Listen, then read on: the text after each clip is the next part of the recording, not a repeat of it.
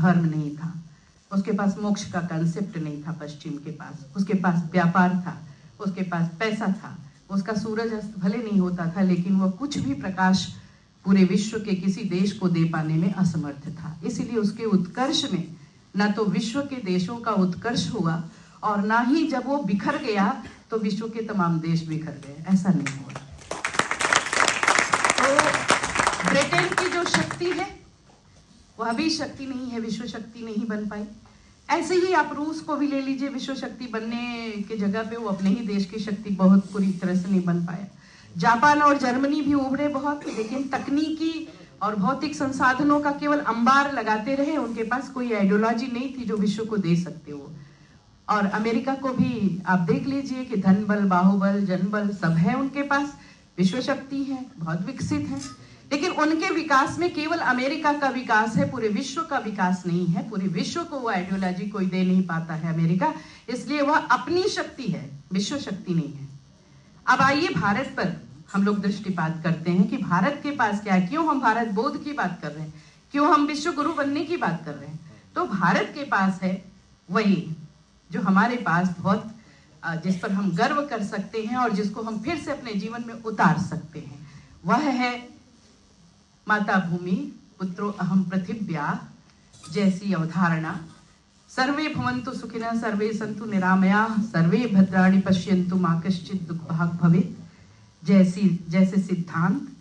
वसुधैव कुटुंबकम, जहां पर पंडित विद्यानिवास जी कहते हैं वसुधैव कुटुंबकम को अपने ढंग से बहुत अच्छे से व्याख्यायित वो करते हैं कि वसुधैव कुटुंबकम का अर्थ केवल नारा नहीं है, बल्कि जहां पर हमारा ये जो हम आकाश को भी अपना पिता मानते हैं, चंद्रमा को भी मामा, हम लोग गांव लोक में कहते हैं ना चंदा मामा, चंद्रमा भी हमारा मामा है और धरती हमारी माँ है, गाय हमारी माँ है, तुलसी हमारी माँ है। इस तरह से हमारे बिल्ली भी मौसी बन जाती है कभी कभी। तो इस तरह से जो ब्रह्मांड या प्रकृति में जितने भी प्राणी हैं, वनस्पति हैं, सबके साथ हमारा कोई न कोई एक नाता है और उस वैश्विक नाते के कारण हम वसुधैव कुटुंबकम की बात करते हैं। हम man is a social animal की तरह से एक दूसरे से नहीं जुड़े हैं। ये पश्चिम की परिभाषा है, man is a social animal. हम एनिमल की तरह से नहीं जुड़ते हैं। हमारे तमाम मांगलिक जो उपादान हैं, भाव हैं, वो हमें एक दूसरे से जोड़ते हैं। ये पंडित विद्यानिवास मिश्र की थियरी है और सच्चाई यही है कि हम अपने लोक में देखते हैं, अपनी परंपराओं में जब देखते हैं तो लगता है कि हम पूरी प्रकृति के साथ जुड़े हुए हैं।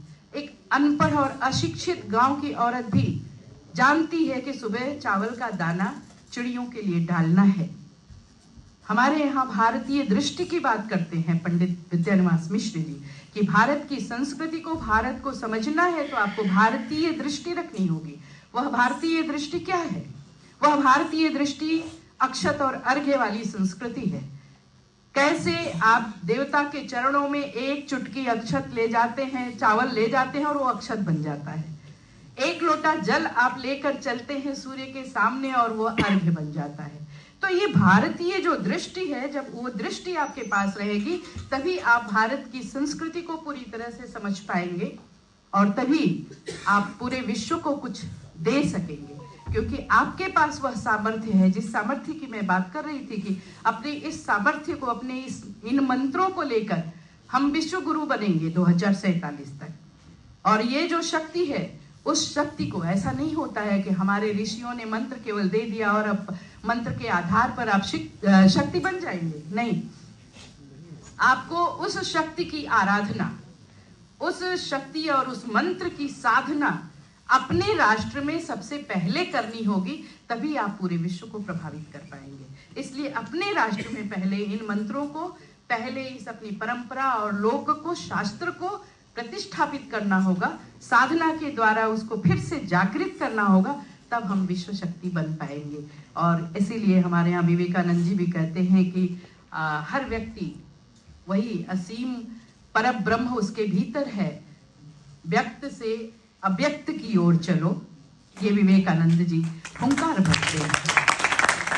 और उसी व्यक्त से अव्यक्त की ओर या असीम परम आनंद की ओर चलने का आह्वान पंडित विद्यानिवास मिश्र के सारे निबंध और पूरा उनका जीवन बोलता है उसी तरह से। एक बार बस एक छोटी सी घटना बता के आप लोगों को अपनी बात समाप्त करूंगी कि एक बार पंडित विद्यानिवास मिश्र जी से मेरी चर्चा हो रही थी। पुत्री की तरह मानते थे वो मुझे। ये जो सुबह हम आरती करते हैं नीराजन, तो आरती करने के बाद हम जलेन शीतलीकरणम, जल से शीतल क्यों करते हैं? तो जल से शीतल इसलिए कर, ये भारत की परंपरा है, ये भारत बोध है।